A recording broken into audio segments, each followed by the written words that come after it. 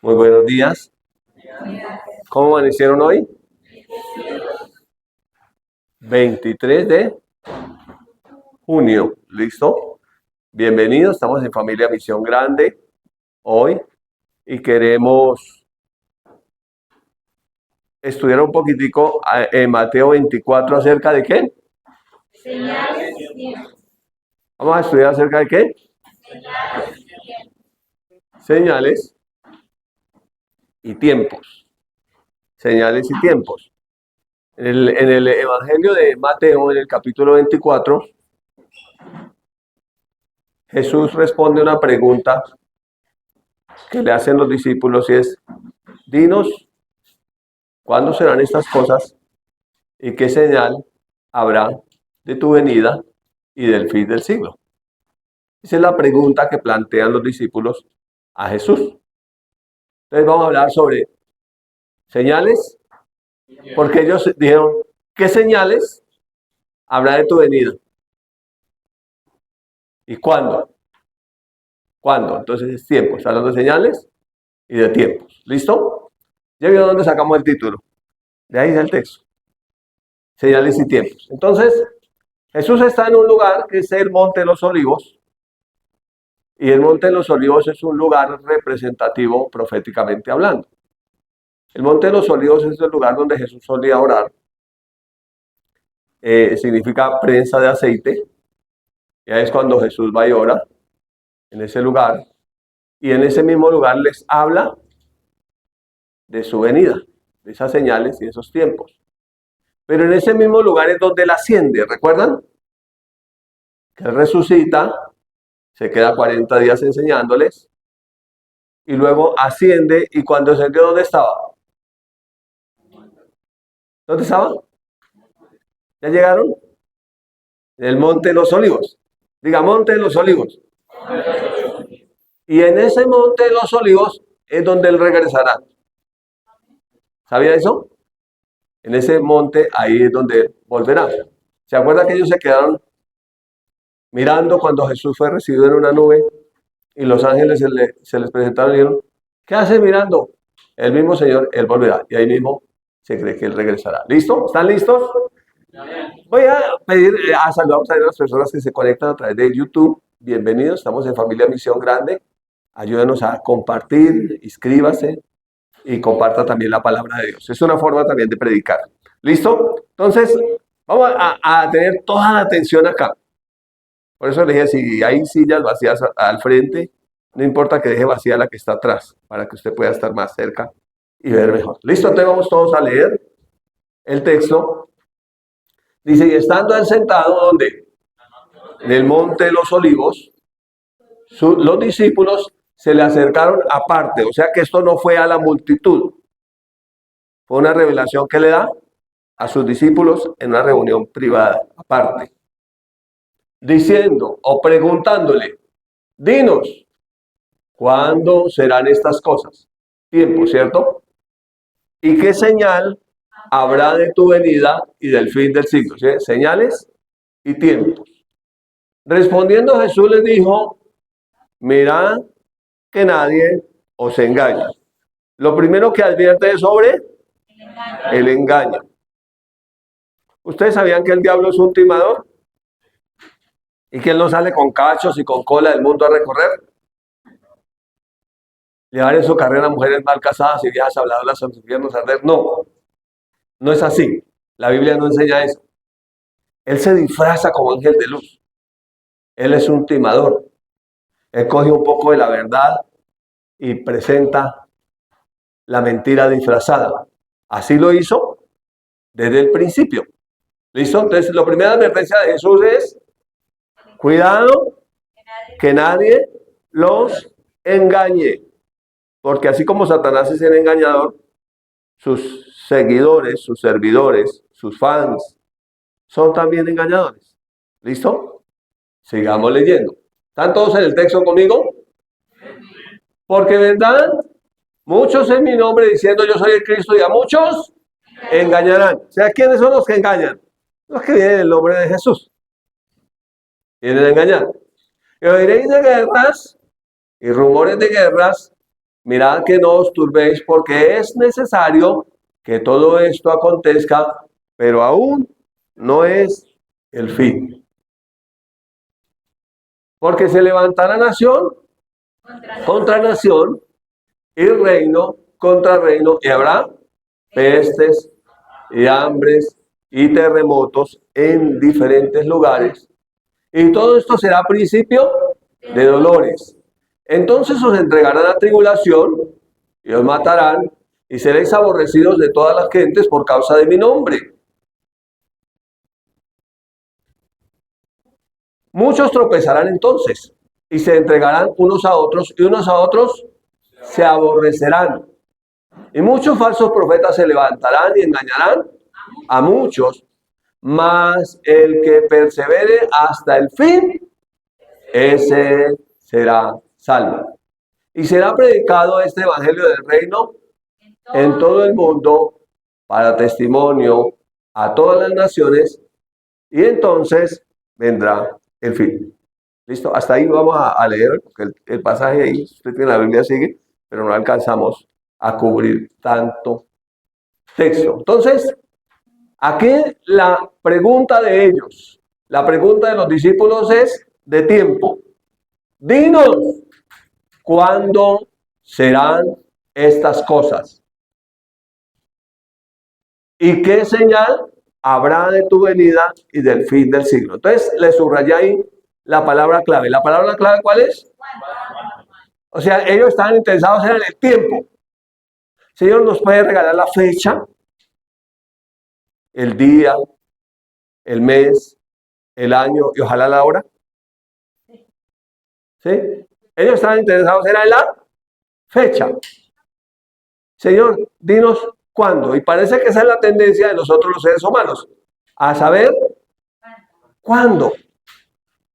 O sea, una fecha en el calendario. Y todos los que le han apuntado una fecha en el calendario erraron. Algunos dijeron que el fin del mundo era el año 2000, o sea, hace 24 años. Su mercedcito de pronto todavía no ha nacido, pero ya hayan dicho que ese año. Otros buscaron por ahí el calendario maya y dijeron, no, en el 2012, ese es el año. Ahí es el fin del mundo. Y pasó el 2012 hace 12 años y todavía no. Entonces la gente se aventura a dar unas fechas, a dar unos tiempos, a decir, ¿cuándo? ¿Cuándo? Miren, siempre que la gente diga una fecha de un año, está grave. Ya se equivocó. Jesús dijo, del día y la hora, nadie sabe. Miren, esta es la pregunta, versículo 3. Si usted está en el texto, esta es la pregunta. Ahora Jesús da una cantidad de eventos o de señales que van a suceder. Habla de 3 temporadas en esos eventos o señales que acabamos de leer. Pero la respuesta la da en el último verso. Mire la respuesta de Jesús en el verso 14.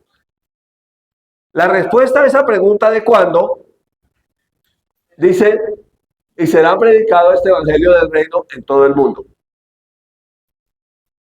para testimonio de todas las naciones, y entonces vendrá el fin. O sea, Jesús da la respuesta sin dar una fecha. ¿Dio fecha? No, dio una respuesta sin dar fecha. Como Jesús enseñó de la parábola, aprender la lección de la higuera, ¿cierto? Aprender la lección. Y sabemos que proféticamente la higuera es Israel. Entonces, cuando vean que reverdece, que prospera, sepan que la venida del Señor está cerca y a las puertas. Entonces la gente hizo cuenta y dijo, bueno, le dijo, les aseguro que no pasará esta generación antes que todas estas cosas sucedan. Entonces la gente hace cuentas. Dice, la higuera Israel volvió a florecer en 1948. Hace 76 años.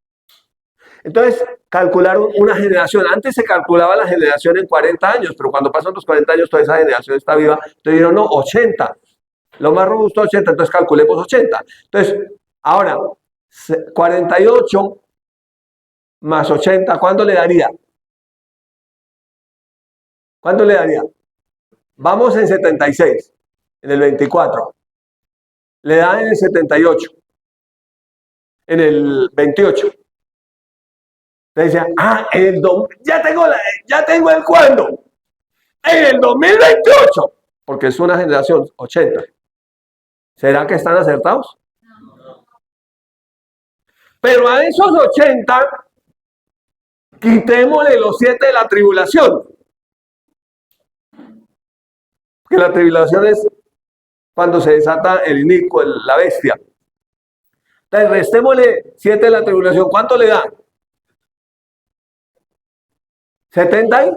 O sea que ya nos pasamos. Porque es de la segunda venida.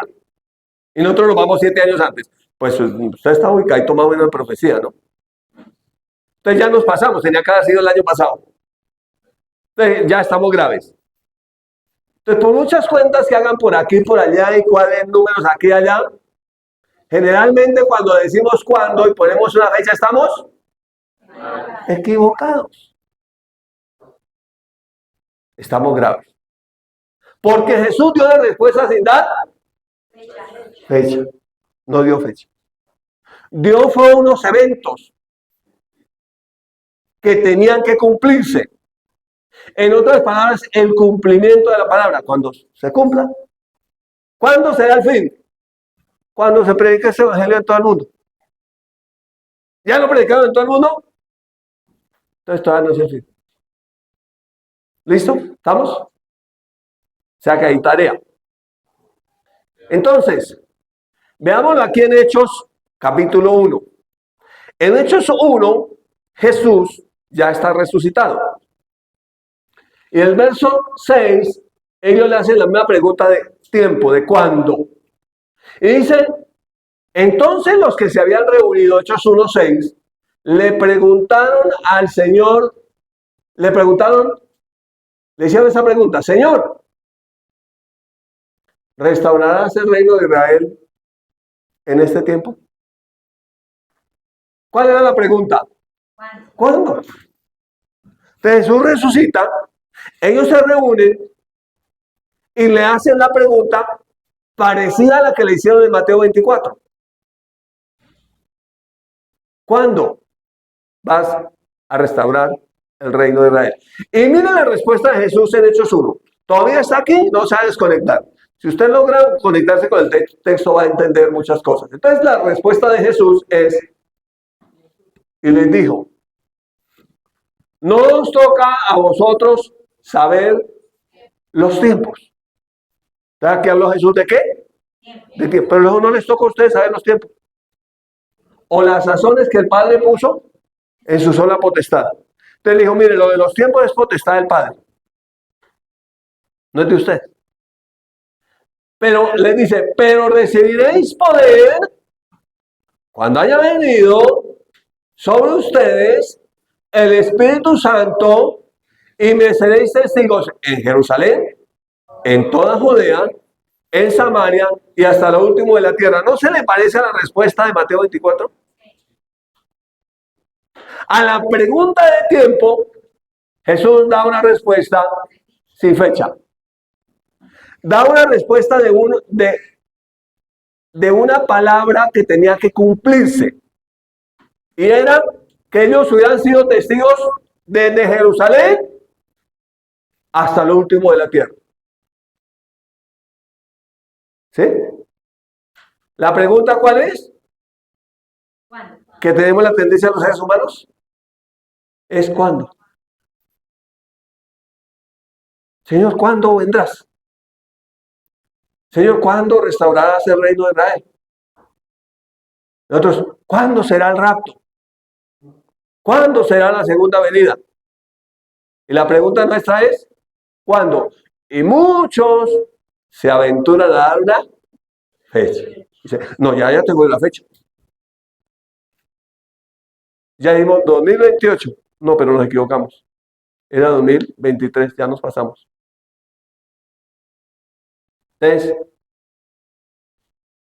¿quién sabrá la fecha? ¿Será que hay una fecha determinada en el calendario para saber cuándo Jesús viene? Yo creo que no. Hay más bien unos eventos que se tienen que cumplir. ¿Es claro? Porque incluso algunos tienen por tardanza la venida del Señor. Pero dicen no es que Él se tarde. Es que Él es misericordioso y está esperando que todos procedan al arrepentimiento. No quiere que nadie se pierda. Entonces, parece que no hay una fecha. Eso es como cuando le dicen a uno, mire, usted está planillado el día y la hora que se va a morir. La Biblia no dice eso. La Biblia dice que usted puede alargar o acortar el tiempo. Que es que salió, se fue a Cuadrapicha, se tomó unos traguitos y salió a toda velocidad y pasó el puente nuevo allí de la... ¿Sí han pasado el puente nuevo ya de la 68 con 1 de mayo?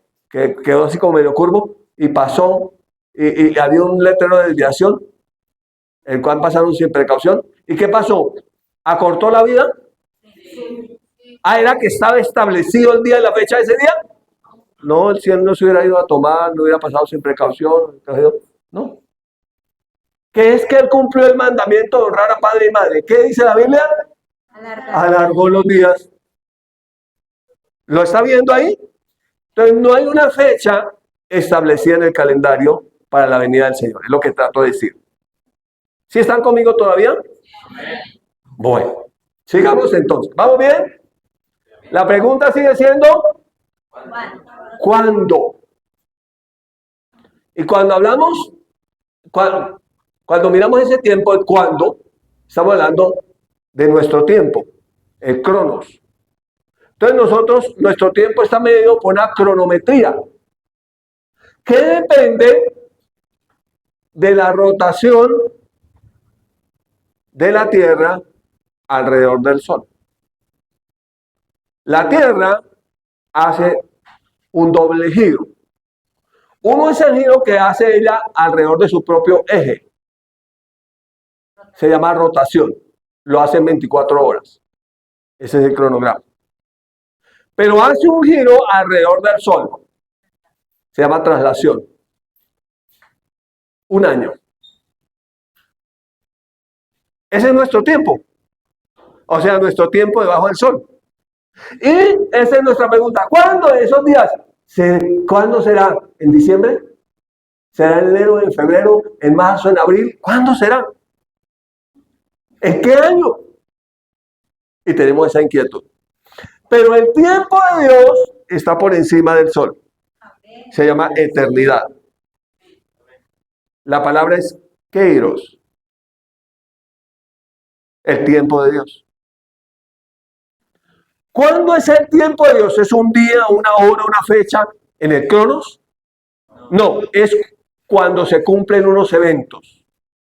Por eso dice, cuando llegó el tiempo, vino el Hijo de Dios, nacido de mujer y nacido bajo la ley. ¿Cuándo? ¿Un día en el calendario? No, cuando se cumplió una palabra de Dios. Se dieron los eventos.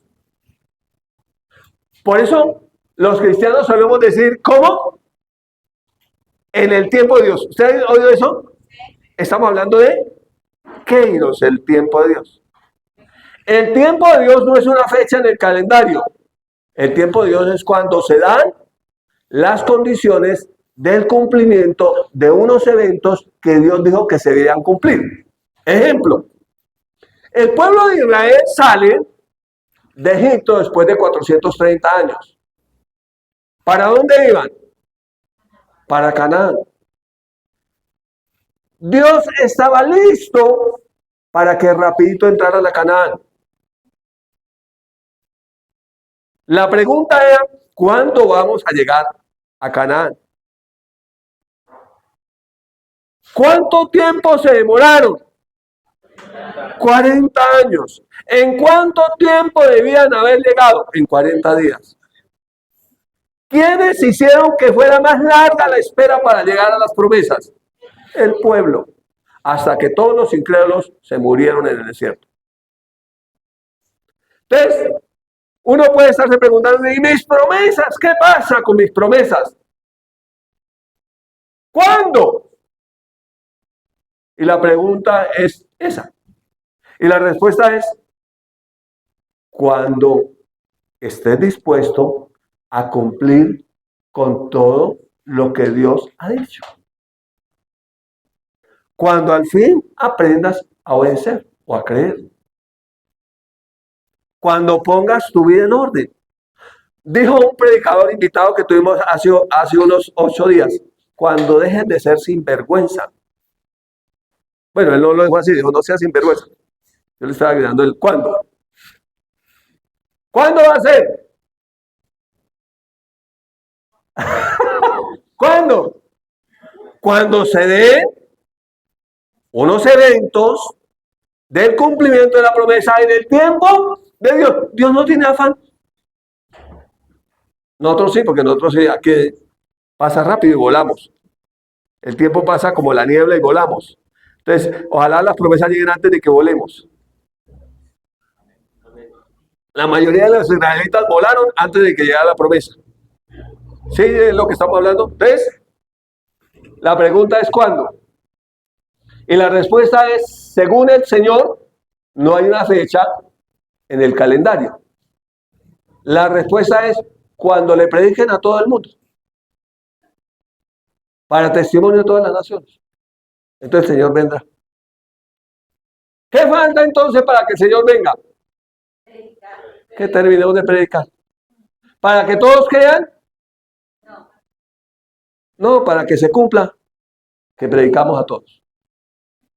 ¿Sí? ¿Listo? Entonces, no, perdón, me devolví.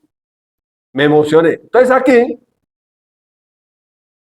no es para que todos crean y se vuelvan cristianos. Un ejemplo. En la parábola del sembrador, según la escritura, el 75% de la semilla se pierde. ¿Y solo se aprovecha cuánto? El 25%, ya lo hemos estudiado. Entonces, para que todos crean y todos sean cristianos, no, para testimonio a todas las naciones. Porque no todos van a creer, pues la Biblia dice que no es de todos la fe.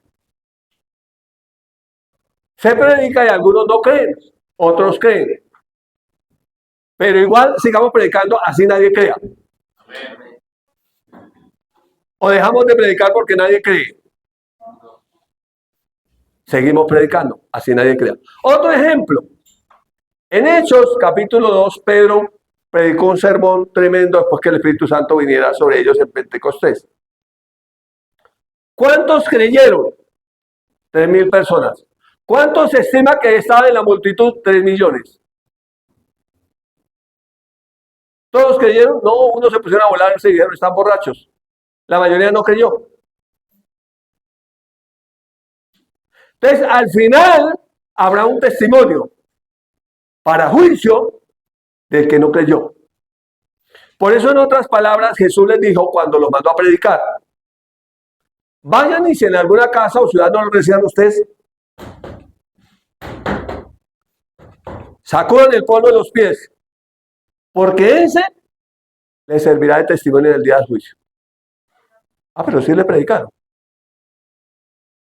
Solo que usted, pues, decidió no creer. Por eso cuando a Jesús le preguntaron, él dijo, yo no los voy a juzgar, mi palabra los juzgará. Porque cuando Jesús vuelva, él va a venir como juez, no como salvador. Ya como salvador vino. Amén. Y dejó un encargo a nosotros para que prediquemos. Entonces, la función nuestra, ¿cuál es? Predicar. ¿Convencer a alguien? No, predicar. Pero no todos van a creer. ¿Hay una fecha en el calendario establecida para que Cristo venga? No, la Biblia dice que no. ¿Listo? Muy bien. Entonces la pregunta sigue siendo, ¿cuándo? Y vamos a hacer un paralelo entre las respuestas de Hechos, capítulo 1, Jesús ya resucitado, y de Mateo, capítulo 24, Jesús hablando de las señales y de los tiempos para su venida. Entonces, la respuesta en Mateo 24, el verso 14, que fue el último que leímos, mira la respuesta de Jesús. La pregunta del Señor, dinos, ¿cuándo? La respuesta de Jesús es, y será predicado, ayúdenme a leer, este evangelio del reino en todo el mundo para testimonio a todas las naciones y entonces será el fin. Entonces Jesús dio la respuesta sin dar una fecha, un día y una hora, sino hablando de unos eventos que deberían cumplirse según su palabra. ¿Cuándo entonces es el fin? Cuando se ha predicado este evangelio del reino en todo el mundo. ¿Para salvación de todos? No, para testimonio a todas las naciones. Y entonces vendrá el fin. Mira la respuesta de Jesús en Hechos 1:8. Pero recibiréis poder. ¿Se acuerdan la pregunta de Hechos 1:8 era? Señor, ¿cuándo restaurarás el reino de Israel? La respuesta de Jesús es, pero recibiréis poder cuando haya venido sobre vosotros el Espíritu Santo. ¿Para qué viene el Espíritu Santo? Para darnos el poder, para testificar o ser testigos en Jerusalén, en toda Judea, en Samaria y hasta lo último de la tierra. ¿No le es similar la respuesta en ambos casos? Y Jesús no da una fecha. Está hablando entonces de unos eventos que debían suceder. Ahora, esta palabra testimonio o testigo, mire la palabra que es una palabra griega que es martirio, que significa mártires. Entonces, uno predica y hay dos respuestas. O la gente cree en esa nación que se predicó y la nación se hace cristiana y abraza la palabra de Dios y pone incluso en su constitución y dice ahora nosotros creemos en Dios y patria y ponen símbolos de la fe como la cruz, etcétera. O la nación no cree y ¿qué? Y nos matan.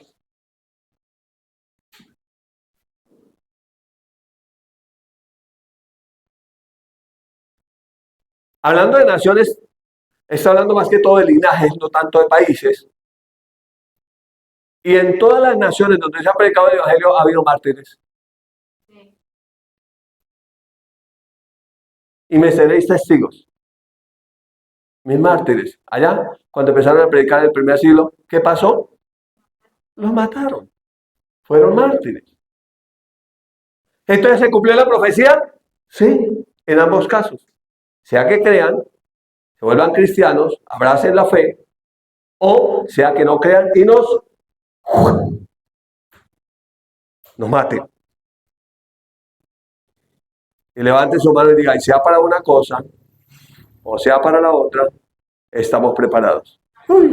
Levante su mano y dígalo. A eso fuimos llamados. Sea para una cosa, o sea para la otra, estamos listos. Porque el que estime su vida, la perderá. Pero el que pierda su vida por causa del Señor, la ganará. ¿Cuántos quieren ganarla? Eso es lo que dice la palabra.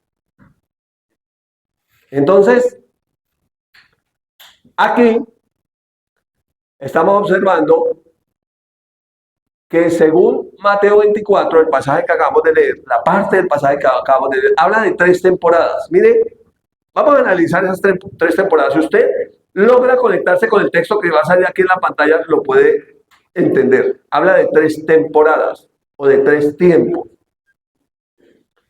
La primera temporada se llama Aún no es el fin. La segunda temporada se llama Principio de dolores. Y la tercera temporada se llama El fin o la tribulación. Entonces, aquí lo que vamos a ver es que hay que va en un proceso donde se va intensificando la maldad. Hasta que aquí es que aún no es el fin. Pero aquí ya viene. Creo que nosotros estamos aquí en esta temporada. Pero cuando se desate el inicuo, la bestia,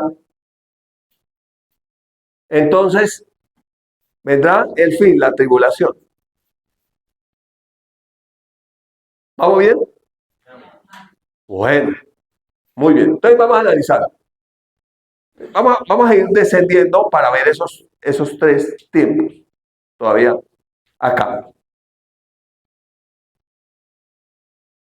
Entonces, vamos a ver el primer tiempo. Ya tenemos nuestro esquema que es. ¿Cómo es la primera temporada? Aún no es el fin. Segunda temporada, principio de dolores. Y tercera temporada, tribulación. Entonces, Mateo 24:5. Porque vendrán muchos en mi nombre diciendo, yo soy el Cristo, y a muchos se engañarán. Esa temporada es una temporada donde muchos son el ungido de Jehová. El ungido que tiene autoridad sobre tu vida y te puede controlar. El ungido que te dice que tienes que hacer en la vida. Pero Jesús dijo que eran ¿qué? Engañadores. Porque la palabra yo soy, el Cristo esa palabra Cristo es ungido. Entonces, yo soy el ungido. Cuando la gente dice yo soy el ungido, está diciendo yo soy el Cristo. Por eso el ungido solamente es uno, Cristo. Nosotros somos ungidos, sí, por el Espíritu Santo, con poder, pero no somos el ungido. Entonces, cuando aparezcan esos que dicen, yo soy el ungido. Entonces estamos en una temporada, porque ellos vienen a engañar, estamos en una temporada que llama, aún no es el fin. Y oiréis de guerras y rumores de guerras, mirad que no os turbéis, porque es necesario que todo esto acontezca, pero aún no es el fin. Primera temporada es, aún no es el fin. En esa temporada, ¿qué se va a manifestar? ¿Esa temporada ya pasaría? Sí. Y todavía hay un poco de eso. ¿Sí ven que no es una fecha? Sino son unos eventos que suceden. Listo. Vamos a seguir entonces. Y vamos a ver cómo va a ir como incrementándose la maldad en la medida que vamos avanzando. Verso 7. Porque se levantará nación contra nación y reino contra reino. Y habrá pestes y hambres y terremotos en diferentes lugares. Todo esto será principio de dolores. Entonces, pregunto. Cuando habla de nación contra nación, fíjense que siempre ha habido guerras. Pero ahora las guerras no son tanto de un país contra otro país, sino de una nación contra la otra nación. Cuando hablamos de nación, estamos hablando de linajes. Entonces, por ejemplo, hay una guerra ahorita y un odio contra el pueblo de Israel. Eso es nación contra nación. Es lo que se conoce como genocidio. Genocidio es por la genética. Entonces, porque judío, el grupo Hamas dice, mi propósito es destruirlo, exterminar a Israel. Eso es genocidio, eso es nación contra nación. Entonces siempre ha habido guerras, pero es más que todo nación contra nación. Siempre ha habido, ¿qué más? Pestes, hambres y terremotos, pero ahora dice que se dan en diferentes lugares. O sea, siempre había habido tiempos donde hay pestes, pero nunca una que lo hiciera poner tapabocas en todo el mundo.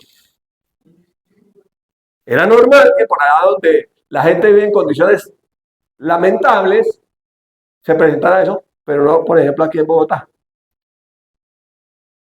Entonces, estas pestes en diferentes lugares, terremotos en diferentes lugares, hambres en diferentes lugares, no donde normalmente ocurría, porque siempre ha habido en la historia, sino que la clave aquí es en diferentes lugares. ¿Se llama cómo? Principio de dolores. Y creo que nosotros estamos en esta temporada. Repito, no es un día, una fecha, un año, sino es una temporada de eventos proféticos que se están cumpliendo delante de nuestros ojos.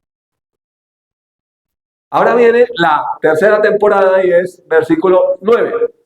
Entonces os entregarán a tribulación. ¿Cómo se llama la tercera temporada? Tribulación. Aquí ya es mucho más intenso. Dice, y os mataré. Ay, ya la cosa es madura. Y seréis aborrecidos de todas las gentes por causa de mi nombre. Esa ya es la tribulación. Donde cualquiera que diga el nombre de Jesús, toda la gente lo aborrecerá. La gente buscará, toca matarlo, nombró a Jesús, hay que matarlo. En principio de dolores ya se dice que cuando predicamos el evangelio estamos dando un mensaje de odio. Entonces se está preparando la plataforma para que esto suceda. Porque el mundo políticamente correcto dice, nosotros tenemos un mensaje de inclusión. Y entonces le meten otra letra a una palabra. Dicen que eso es inclusión. Pero si ven que viene un cristiano, dice, predica mensaje de odio.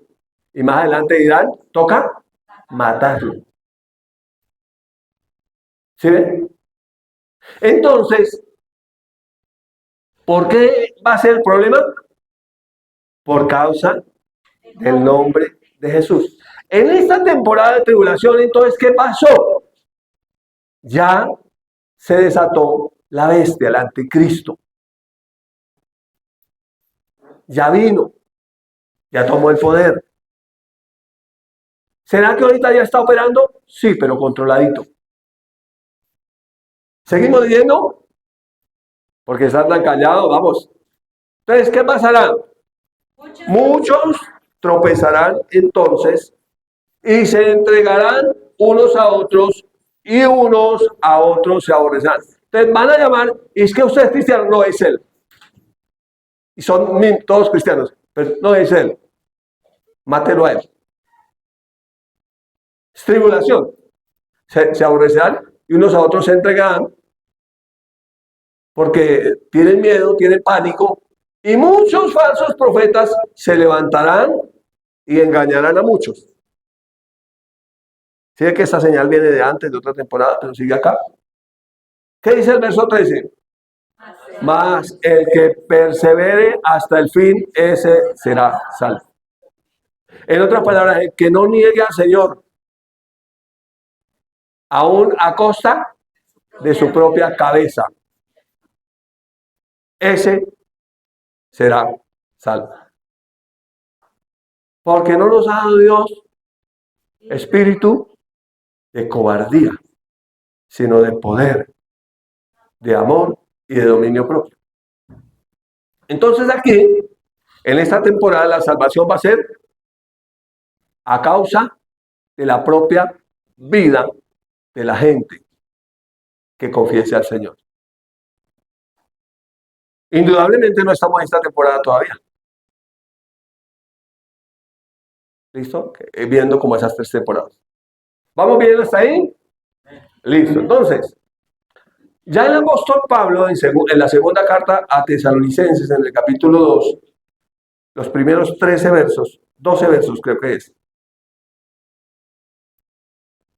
Si usted abre su Biblia ahí en la Reina Valera, aparecen los 12 versos, hablando sobre la venida del Señor. Entonces ya según Mateo 24 tenemos 3 elementos que son 3 temporadas. La primera es, aún no es el tiempo. La segunda es, principio de dolores, y la tercera es tribulación. Y un requisito que debe cumplirse para que Cristo venga, que sea predicado este evangelio del reino en todo el mundo para testimonio de todas las naciones, y entonces vendrá el fin. Tenemos 3 temporadas y la clave o el hecho, el cumplimiento de la palabra para que Cristo venga. Pero resulta que Pablo tuvo la oportunidad de estudiar en la Facultad de Teología del Tercer Cielo.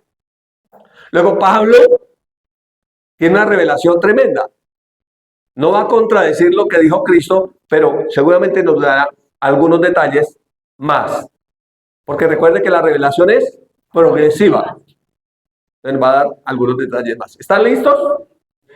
Vamos a leer entonces. Pero con respecto a la venida de nuestro Señor Jesucristo y a nuestra reunión con Él, os rogamos, hermanos, que no os dejéis mover fácilmente de vuestro modo de pensar, ni os conturbéis, ni por espíritu, ni por carta, ni por espíritu, ni por palabra, ni por carta, como si fuera nuestra, en el sentido de que el día del Señor está cerca. Esto fue en el primer siglo. O sea, ¿hace cuántos años? Casi 2000. No todavía 2000, no, pero casi 2000. Primer siglo. ¿Y qué dijo el apóstol Pablo? La venida del Señor está cerca. Pero acuérdense que un día para el Señor es como 1000 años para nosotros. O sea que cerca para el Señor es un día, 1000 años. Para el Señor es como 3 días. Al tercer día resucitó. ¿Listo? ¿Vamos bien? Nadie os engañe. Mire, buen día habla de engaño, lo mismo que dijo Jesús. Nadie os engañe en ninguna manera, porque no vendrá sin que antes venga la apostasía. Y subraya esa palabra, apostasía. Y se manifieste el hombre de pecado, el hijo de perdición. Te dice que Cristo no vendrá sin que se cumplan los eventos. Tampoco dice una fecha. Dice, deben cumplirse unos eventos proféticos que ya estaban declarados en la palabra. ¿Qué clave nos dan? Algo que llama apostasía. Lo primero que yo voy a saber es qué es apostasía. Sé qué es la apostasía, pero ¿qué es apostasía? Entonces la gente ahora, ay, apóstata y ni siquiera sabe qué es. Apóstata, pero ni siquiera sabe qué es. Entonces, nos dan aquí una primera clave. Según Mateo 24 teníamos nuestro bosquejo aquí, ¿cierto? Las 3 temporadas. Ya las tienen, ¿cierto? Aún no es el fin, principio de dolores y tribulación, y un requisito. ¿Cuál requisito? Que sea predicado este evangelio del reino en todo el mundo para testimonio de todas las naciones, y entonces vendrá el fin. Es el requisito, según Jesús. Ahora, Pablo nos dice que debía venir algo que se llama apostasía en 2 Tesalonicenses capítulo 2, versículo 3. Lo acabamos de leer. Si está en el texto. Entonces nos dice que apostasía. Ahora, ¿qué es apostasía? Esa palabra que la dividimos en dos para poder sacar el significado apo, que significa fuera de, stasis, que significa colocar fuera de, o poner fuera de. Bíblicamente se usa para decir que es apartarse de la verdad o apartarse del evangelio. Entonces, ¿cómo saber que ha venido la apostasía? Tenemos que saber cómo es. ¿Cuándo se dio ese evento que vino la apostasía? Porque no vendrá Jesús sin que antes venga la apostasía. Entonces, ¿se acuerdan que dijimos que según Jesús, la clave es que este evangelio se predique en todo el mundo? Y dijimos que hay dos opciones cuando el evangelio se predica en todo el mundo. Una es que crean y abracen la fe y la pongan como fundamento de esa nación y sea declarada una nación cristiana, una nación creyente.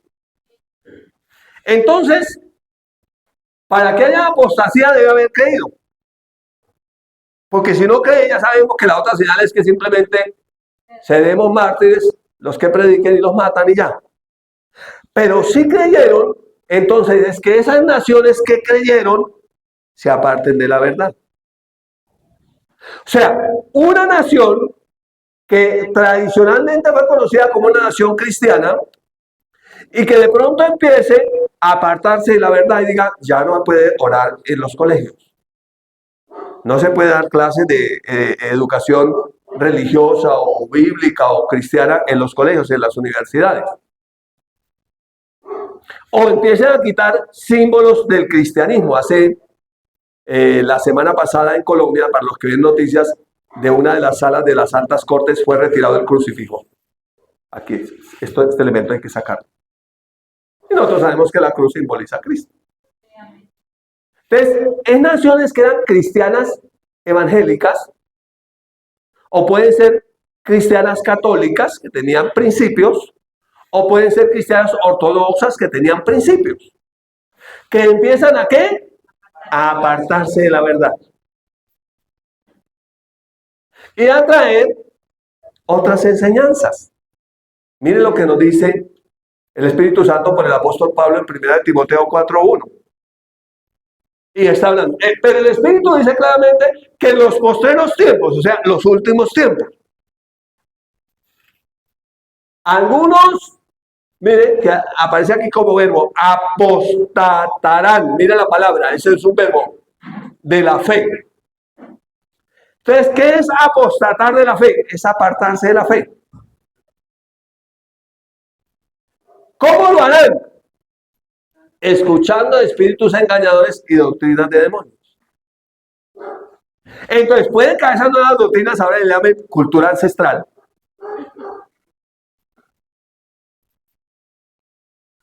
O le llamen, no sé, nueva era, que es muy vieja.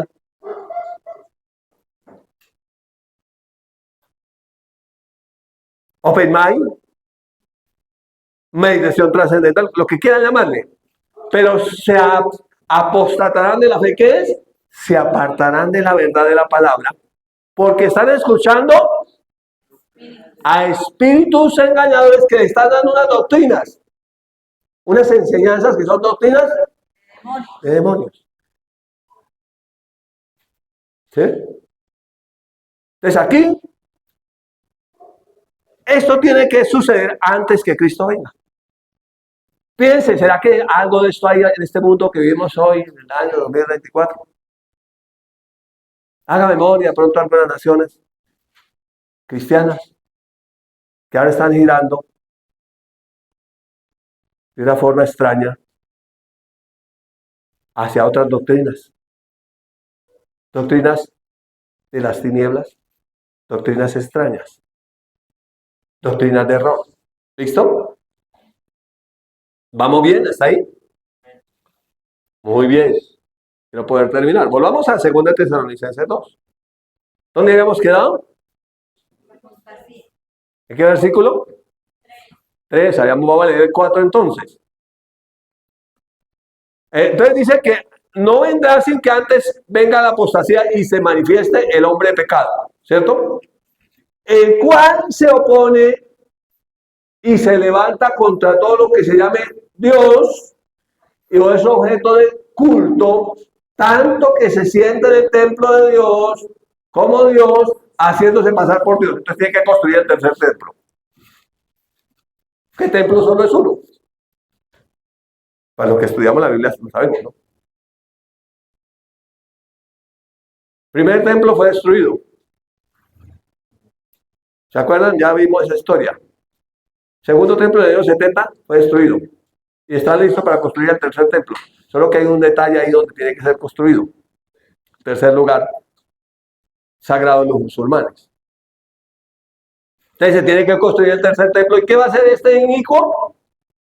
Este hombre de pecado se va a sentar en el lugar de Dios, en el templo de Dios, haciéndose pasar por Dios. ¿No os acordáis, dice Pablo, que cuando yo estaba con vosotros, todavía con vosotros, os decía esto? Miren de cuánto tiempo pues, el Espíritu Santo estaba profetizando esto, Pablo. Y ahora vosotros sabéis lo que lo detiene a fin de que a su debido tiempo se manifieste. O sea que ahí está ese pensamiento, esa filosofía, tratando de manifestarse, pero hay algo que lo detiene, que no le permite manifestarse todavía. ¿Cierto? Les subrayé. Hay algo que al presente lo detiene. Si lo detiene porque es un poder mayor. Amén. Que lo puede tener. Sí, seguimos leyendo.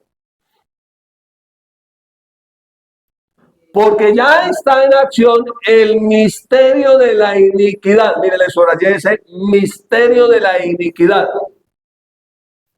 Solo que hay quien al presente lo detiene. Ya antes dijo hay algo que lo detiene, ahora dicen hay quién. Ya no dijo no es algo que lo detiene, sino alguien que lo detiene. Sino que hay quien al presente lo detiene hasta que a su vez sea quitado del medio, y ese es el Espíritu Santo. Entonces, esa palabra iniquidad, viene la palabra inequidad, y el significado es una forma completamente errada de juzgar. El colmo de la iniquidad o inequidad sería llamar a lo bueno malo y a lo malo bueno, tener lo amargo por dulce y lo dulce por amargo, dice Isaías 5:20, llamar a las tinieblas luz o a la luz tinieblas, y el texto abre diciendo ¡ay! De los que a lo malo llaman bueno. Sí, amén. Y ahora nosotros vivimos en medio de una sociedad que al hombre llama mujer y a la mujer llama hombre.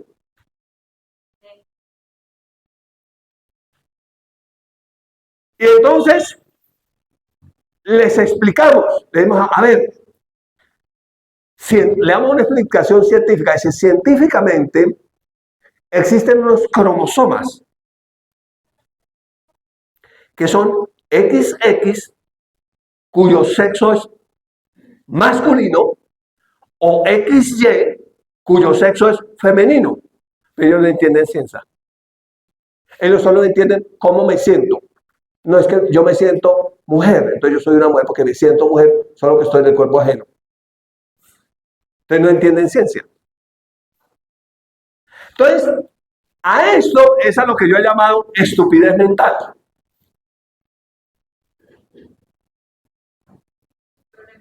Dígale al que está a su lado, cuidado con la estupidez mental. Y ya incluso en los cristianos es normal eso. Sí, señor. Recuerdo con alguien fui a un lugar, no voy a decir dónde, y me dijeron, miren, ella es la pareja de fulana de tal. Y yo dije, no puede ser pareja porque es otra mujer.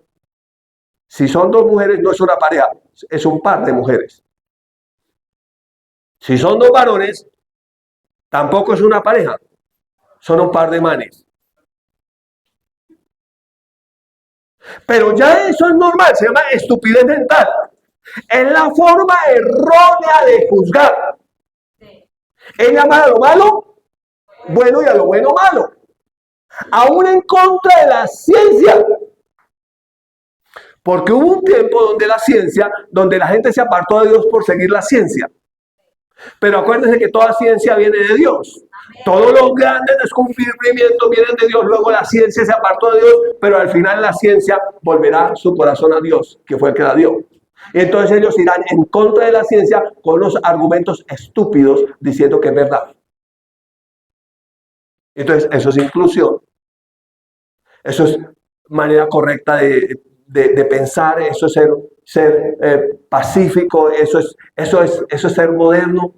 Entonces, hay quien al presente detiene esa estupidez mental. Se llama el Espíritu Santo. Porque nosotros también teníamos la misma estupidez mental, solo que el Espíritu Santo nos quita esa estupidez mental. Jesús, hablando del Espíritu Santo, dijo, Él los guiará a toda verdad y les enseñará las cosas que habrán de venir. Amén.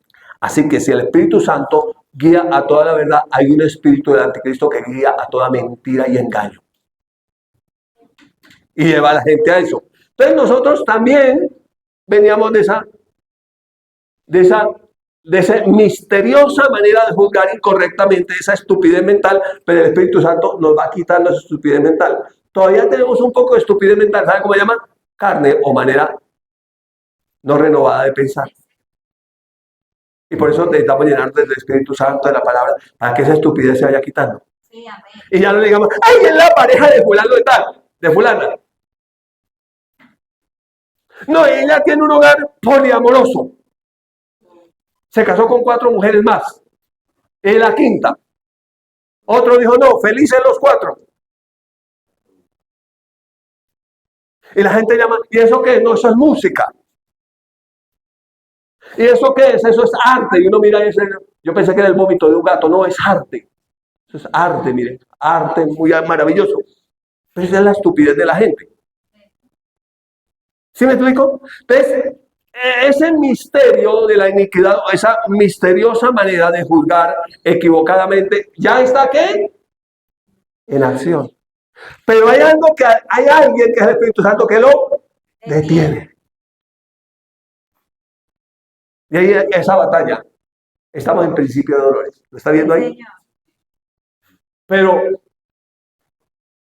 hasta que al final el Espíritu Santo se ha quitado en medio. Porque el Espíritu Santo debe cumplir una misión. Llevar la novia del Cordero, la iglesia, y presentarla. Entonces, él va a ser quitado porque él se va a ir y va a llevar la iglesia. Y cuando el Espíritu, ¿usted se imagina cómo será? Ayer con quien decíamos, ahí vamos con los pastores, cuando los manes con falta. Y alguien dijo, ay, yo no pensé que yo tuviera que ver esto ya. No, pero está a la moda. Porque los grandes artistas usan mini. Y tanga de hilo dental. Y son hombres con barba. ¿No le parece eso una estupidez? Una manera totalmente equivocada de juzgar. Errónea. Pero luego dicen que es que los cristianos somos locos.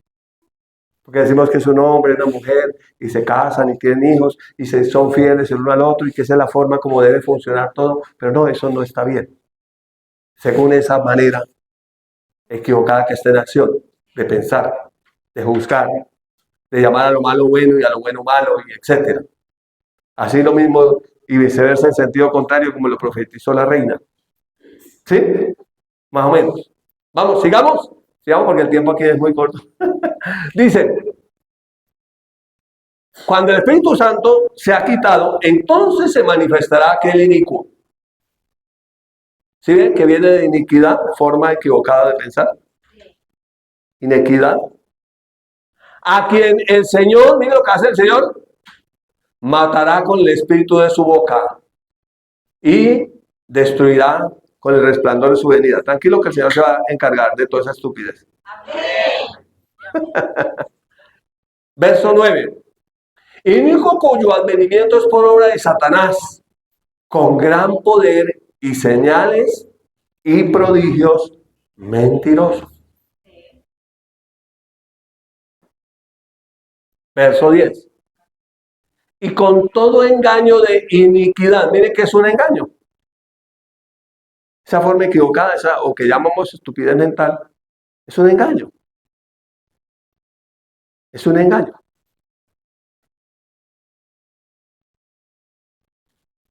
Para los que se pierden, o sea, los que pierden están engañados. ¿Por qué se pierden? Por cuanto no recibieron el amor de la verdad para ser salvos. Porque ya se cumplió lo que Jesús profetizó en Mateo 24 y será predicado el evangelio del reino en todo el mundo. ¿Pero qué pasó? Ellos no creyeron. Entonces, como no creyeron la verdad, van a creer la mentira. En todo caso, todos somos creyentes. Unos creyendo a la verdad y otros a la mentira. Pero gloria a Dios que hemos decidido creer a la verdad. ¿Seguimos? Por eso Dios dice, les enviará un poder engañoso para que crean a la mentira, a fin de que sean condenados todos los que no creyeron a la verdad, sino que se complacieron en la injusticia. Entonces, ¿cómo es que Dios les va a enviar un poder engañoso? La pregunta, ¿y cómo Dios les envía un poder engañoso? Pues es que ya vino el evangelio, fue predicado a todo el mundo para testimonio a todas las naciones, pero ellos decidieron no creer. Entonces el Espíritu Santo recoge a los que creyeron y se los lleva, y ahí es donde viene el poder engañoso. Y se toma el mundo para que ellos sigan creyendo la mentira. Y el fin es que sean condenados todos los que no creyeron a la verdad, sino que se complacieron en la injusticia. Entonces, cuando es un placer ir en contra de la verdad, se complacen. Están felices. Dicen que son libres, pero son esclavos. Mienten, pero dicen que están diciendo la verdad. Son excluyentes, pero dicen que están incluyendo. Hablan odio, pero dicen que es un mensaje de paz total. Y al final, mire que la ciencia volverá a Dios, la ciencia reconocerá porque la ciencia confirma la existencia de Dios y el poder de Dios y la misma creación da testimonio de que Él es real. Y al final, la lucha, la batalla no va a ser ya con la ciencia ni con razones, sino va a ser con brujería. Un poder engañoso, el misterio de la iniquidad. Entonces, al final, la gente tendrá que ir a predicarle a alguien que lo sanó el brujo de la esquina. Oye, ¿cómo habrán brujos en la esquina sanando? Pues a menos que los traigan y digan que es medicina ancestral y que los pusieron ahí para que fueran médicos. Entonces, al final, así como ocurrió en el principio, cuando el pueblo de Israel salió de Egipto, se enfrentaron con poderes de las tinieblas. Al final también el enfrentamiento será con brujería, hechicería y poderes de las tinieblas. ¿Todavía están aquí?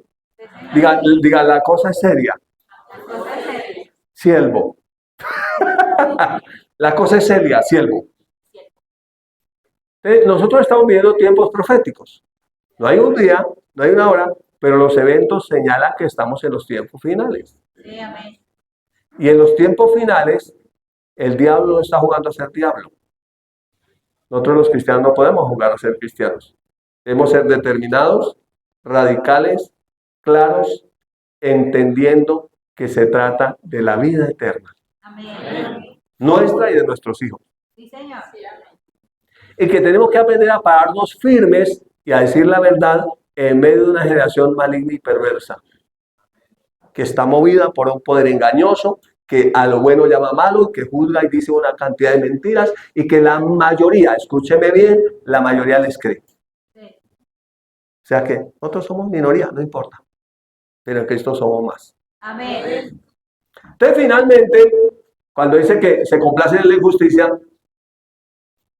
Romanos 1:8 dice, porque la ira de Dios, dice que Dios les enviará un poder engañoso, ¿cierto? Para que crean la mentira por cuando no aceptaron no creyeron la verdad para ser salvos. Entonces dice, porque la ira de Dios se revela desde el cielo contra toda impiedad e injusticia de los hombres que detienen con injusticia la verdad. Entonces la ira de Dios vendrá, se revelará desde el cielo cuando el inicuo, lo que conocemos con la bestia, sea manifestado. Cuando ese poder que hoy está luchando por abrirse más espacio, se tome completamente, eso solo será cuando seamos elevados. De alguna manera, mientras estamos nosotros en la tierra, lo podemos detener por el Espíritu Santo que habita en nosotros, que detuvo en nosotros la estupidez mental y que nos hace pensar con más claridad. Así que ahí estamos nosotros viendo señales y tiempos, o tiempos y señales, no importa en el orden que lo vean, pero eso es. Te bendigo con esta palabra en el nombre de Jesús.